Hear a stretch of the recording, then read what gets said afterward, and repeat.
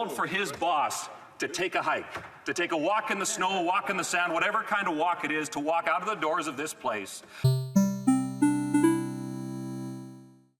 Thank you very much, Madam Speaker. And as always, it is an honour to be able to stand in my place to represent the good people of Battle River Crowfoot, and in particular talk about something that is gaining momentum. And that is the conversation surrounding the mismanagement, the abuse of tax dollars, and the unbelievable revelations that $18 million in bonuses were paid out to managers and executives at CBC, even when that organization decided that it would cut frontline workers right before Christmas. So the 8th report of the Standing Committee on Canadian Heritage addressed this very thing and reported back in to this House that it was, and I'll read the motion that we're debating here today because I believe the parliamentary secretary on the other side somewhat acknowledged actually that Conservatives are far better at getting stuff accomplished than the government is, I think is what he was admitting by his previous question.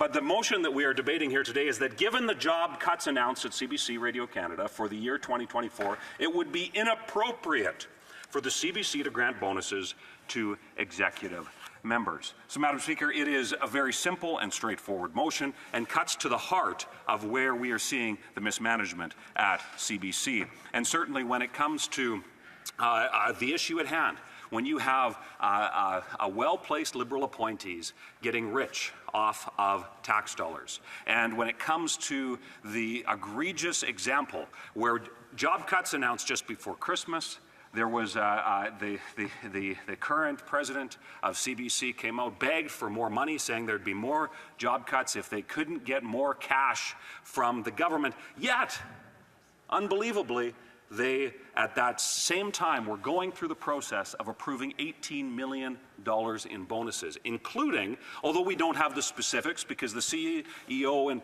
the president and CEO of CBC Canada refuses to disclose what both her bonus package was proposed to be, and just like at committee the other week, she refused to tell Canadians what her severance package would be, and she refused further to rule out accepting a severance as her term as the president and CEO of CBC comes to an end. You see that they begged for more money, handed out big bonuses, and yet have the audacity to lay frontline workers off. It is that sort of arrogance, that sort of the attitude that has, by the CEO of CBC, Catherine Tate, her own admission, that the defund argument has gained momentum. Now, maybe she didn't understand the ATIP process, but and for many Canadians who I'm sure are watching this very important debate, any Canadian can ask for information from government. It's through what's called an access to information request. There's a simple form online, and I believe it costs you $5. It's a simple administrative fee. You can ask for information. So in this case, a reporter asked for information about whether or not the CEO of CBC, and it's really virtually unlimited as long as it doesn't have to do with issues of privacy or national security, and there's a few other areas that are exempted from that. But a reporter had asked for information about for communications that the CEO of CBC would have had about the conversations around defunding. And in those emails, it was revealed that the CEO admitted that there was momentum growing to defund CBC television. And certainly when she was confronted with her own words at committee this past week, it was quite interesting to see her response. Instead of acknowledging what she said in a private email, she continued to defend her failed record and that of this Liberal government to the tune of $1.3 billion in subsidies each and every year, millions of dollars in bonuses, a falling ad revenue requiring more taxpayer subsidy.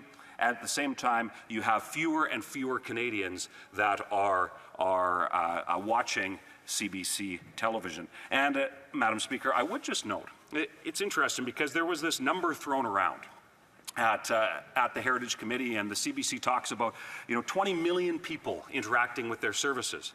Well, any person in this place that has a Facebook page and different social media presence, a website, and of course we all have the content that ends up online through Parleview and other channels. Some of us in this place, in fact, it doesn't take that big of a social media following to have multiple million views over the course of a month, yet the CBC is bragging that they have that 20 million touch points for Canadians, which includes some of the most expensive broadcasting infrastructure in the history of the country, yet there are those in this place, by comparison, that probably have similar reach to some of their content, yet it is done at a far, far less expensive way. So you see increasingly, and my colleague earlier made mention about the key performance indicators, KPIs. Now, most folks, when they hear an acronym like KPI, it doesn't necessarily resonate. But what we found very interesting is that when the last fiscal year, so 22-23, the last full fiscal year prior to the one that we just completed, there was the key performance indicators of CBC. They fulfilled, I believe it was 3 of 14 key performance indicators that were the metrics that CBC itself said would determine that it was successful in fulfilling its mandate.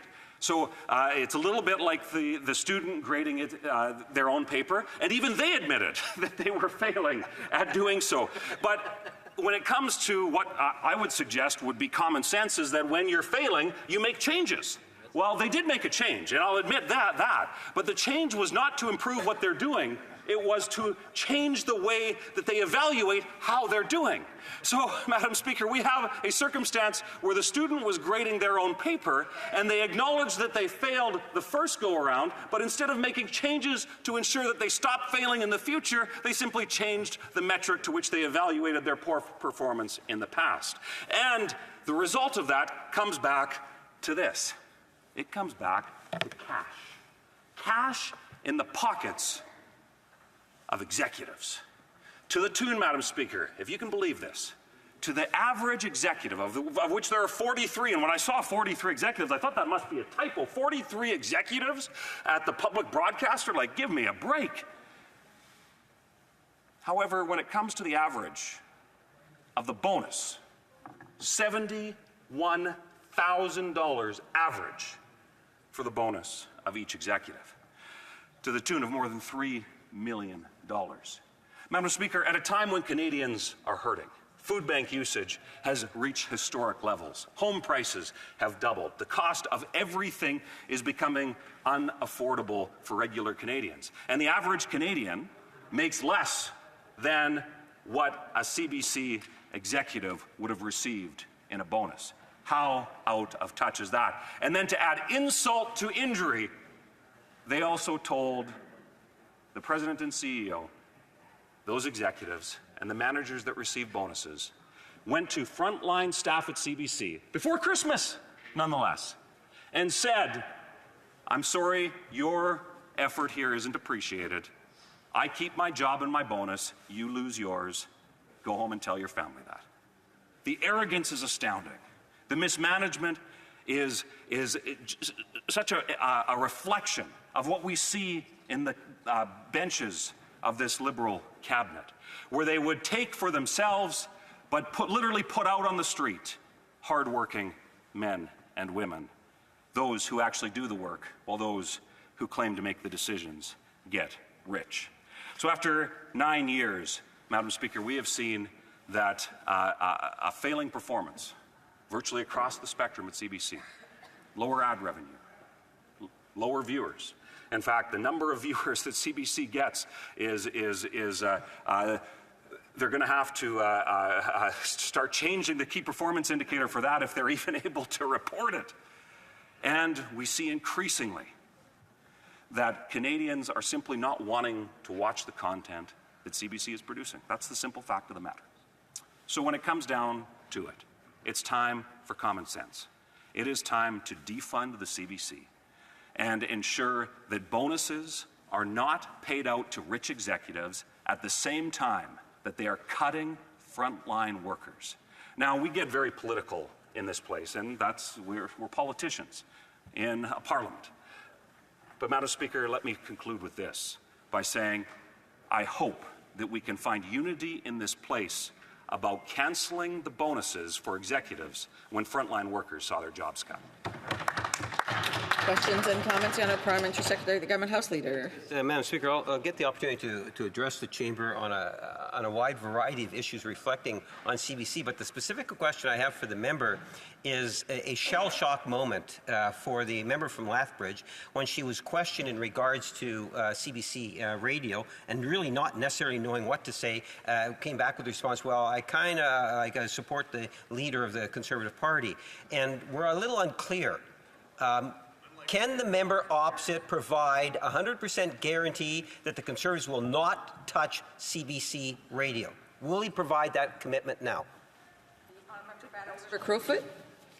You know what's interesting, Madam Speaker, is over the last number of days we've seen chaos in the Liberal ranks. So I see, I believe there's 152, although it's quickly diminishing because they keep losing these by-elections. And more MPs seem to be resigning all the time, announcing that they won't be running again and whatnot. But, Madam Speaker, I think there's a very, very interesting question that parliamentary secretary needs to answer. Was his name one of the 24 that have called for his boss to take a hike, to take a walk in the snow, a walk in the sand, whatever kind of walk it is, to walk out of the doors of this place so that we can restore some resemblance of integrity and accountability back to the institution that is Canada's Parliament, as opposed to a guy that seems to care about nothing more than power and the perks that come along with it. Madam Speaker, when it comes to the questions that Canadians want answers to, was that member one of the 24 to telling his boss to go take a hike? Wow.